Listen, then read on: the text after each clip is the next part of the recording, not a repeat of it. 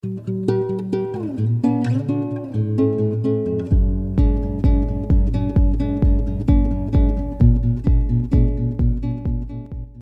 guys, I just want to wish everybody who watches my channel a very Merry Christmas. Thank you so much for the support this year. It's been absolutely amazing. I can't thank everybody enough, really.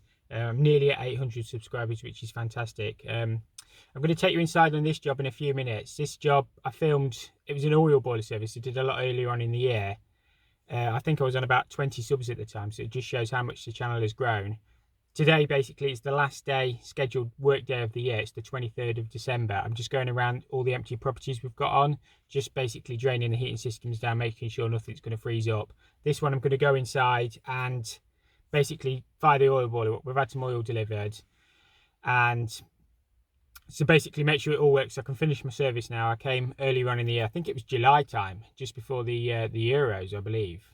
I came and serviced it, but we had no oil, so I couldn't finish it. So I'll do this quickly. I've got a few other properties to go around, but basically they're just easy. Just turn the stop taps off and just make sure the heating's drained. So yeah, that's pretty much it for the year. I've not really had a lot of time to film much this week, unfortunately, because we've just been super busy. It's really only a 4-day week with Christmas Eve falling on a Friday as well. We don't really work Christmas Eve. So that's pretty much it. It'll probably be a shorter video, but I just want to, as I said, I just want to wish everybody a Merry Christmas, and hopefully you all have a safe and peaceful new year. So I will see you in the new year, and thank you all so much for watching. So guys, having stripped all this boiler down, I've serviced it all, but I've got no pump pressure or no oil. The tank is so overgrown, I'm probably going to have to put it at risk anyway, potentially at risk, because obviously I can't see all the way around it. It is, well, I'll go out and show you. It is a double bunded tank, but the brambles are just so high around it. So what I'll say is I'll have to get all this cleared, then I can inspect the tank. As I say, it is a bunded one, so it's probably okay, but obviously it's brambles and they look quite sharp. So I'm going to potentially at risk the tank because I can't see around it. It could have a hole cut in the back of it for all I know. We can inspect the tank, then we can get some oil, and then we can get the boiler working then. But yeah, that's what the problem is. I mean, it could even be turned off, but I'm not crawling through all them brambles to have a look. So as I say, it's at risk for the time being, because the oil could have been stolen. Anything could have happened to it. It could have cut the tank. So I'll just put it potentially at risk. We'll get all the brambles and everything cut down around it. We'll get some oil delivered, and then we can inspect the tank properly, and then we can get all the boiler commissioned and everything, or recommissioned, I should say. Yeah, that's the crux of it. I can't go any further now because obviously I've got no fuel. So all I can do, the boiler's all ready to go anyway. So the heating system's all filled up, but obviously I can't check the radiators. But yeah, I'll connect that valve back up. I'll leave it switched off, and then we'll come back and when we got some oil. Right guys, I'm finally able to get to the oil tank on this job. It is a bunded tank. I will inspect all the way around it. It is installed slightly too close to the fence, but you'll very rarely find an oil tank that does actually comply with regulations. It's got the base should be 300 all the way around, bigger than the tank. Not too sure what's going on here with it. They've used a plastic oil line, which is acceptable, but it really wanted a little bit short. I might shorten that back a little bit, but I'll get the boiler struck up first. It really just wants pushing into the duct. It kind of comes up and then back in, but I'll sort that. I really want to just get the boiler fired up. The boiler is in that shed over there, so I'll take you in there. I'll find the key for that, get that unlocked, we'll get the boiler struck up, make sure the radiators get hot, and that'll be pretty much it for this job. And I just need to finish the service, so do the paperwork and get the analyzer on it, so all should be good. Right guys, this is probably going to be an even shorter video because the programmer's goosed them crappy Danfoss programmers. I do actually have one in the van, but I don't. Basically, when I arrived, there was no. The electrician's got all the circuits isolated, and there's some live wires in that, so I don't really want to leave the boiler powered up over Christmas, knowing that the electrician had the socket circuit switched off. And basically, I don't want anybody coming in. I would screw them back, but there's no screws.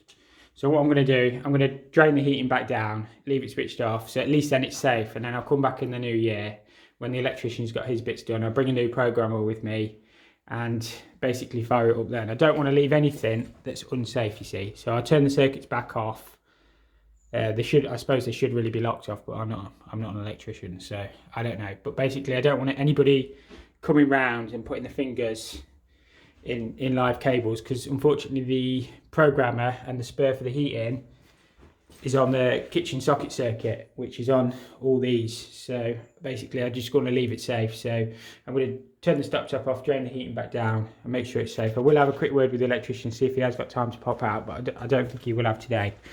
So as I say, that's all I can do. Sometimes you can only do your best. I really wanted to get the boiler all fired up. It's probably quite dark in here, but as I say, I've serviced it all. I've got no power. I've had my tester out. I've basically got no power onto there, so I think the programmer is good. So I could link across the back, and as I say, I've probably got a programmer in the van, but I don't want to give anybody an electric shock or anything. So I'll just make sure this water's all off, drain the heating down, and leave it safe. So that's pretty much this one done for Christmas. Inside this one's a little bit sooted up, but not too bad. You can see it has been burning quite cleanly. We're just here to do a service. So it's just a case of removing all these bits, giving it a good clean out. We'll change the hose on the burner, we'll change the nozzle in the end, give this a good clean, make sure this is all working properly, and we'll check the system as well to make sure all the valves and all the controls are working on the system as well. So there's not too much to service on these actually, but quite like an outside boiler. Not so much on a cold morning like this morning, but as I say, I will put some gloves on in a second. But we'll get it all cleaned out, get it all serviced for the customer, and leave them with it all working and safe. There's not actually too much rubbish in this one. I say first year I came to this, it was really bad, but I've serviced it the last couple of years and it's been getting better and better really. So we'll give all this a good rub down, get rid of all this sort, make sure it's all nice and clean inside. As you can see, it's been burning quite cleanly because this is red. If this was really bad, this would all be really sooty, but we'll make sure it's all working anyway and get it all cleaned out for the customer. What we're going to do is put a new flexi line onto the burner. We're also going to put a new nozzle in. These are my nozzles, so I carry one that should have the full set, and then I've got some spares, so hopefully these are pretty standard in here, so I should have one that fits that. So yeah, always change your line. I can't remember if I did it last year because of obviously COVID. I can't remember if I serviced this boiler last year, so it should really be changed yearly, so get them changed. So it's a 0.55 80 EHN, so that's the replacement for it. So I always take the electrodes out of the way and just whip them out with a spanner and a wrench like that. Another thing with nozzles, never touch the tip of them because you'll knacker them up.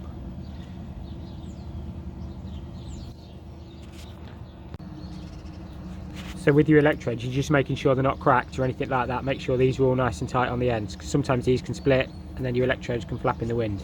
So just make sure they're not cracked. And it's just a visual inspection. I'll pull out the photo cell in a second to make sure that's all alright. So you just need to make sure the end of your blast tube's nice and clean, because that's what draws the air in, that's what makes your flame nice. So make sure there's no crap, make sure that all the holes are nice and clear.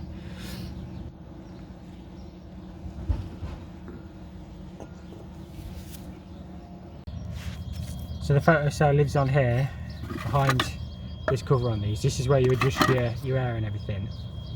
But it's just a case of pulling them out and making sure they're all clean.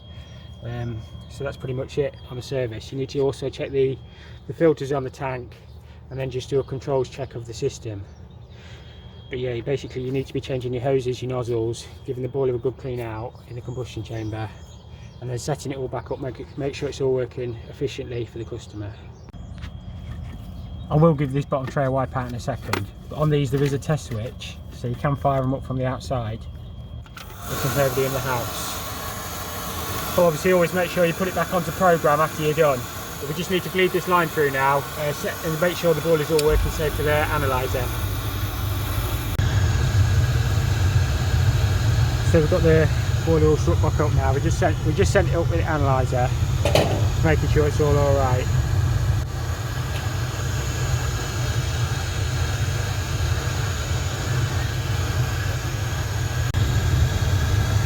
The other thing I should have said is you do want to let it run a while before putting your analyzer in. You want to let the boiler warm up for about 10-15 minutes or so you get an accurate reading. It's always worth just checking your pump pressure as well. There's one last check to make sure it's all fine. Just check that to manufacturer's instructions.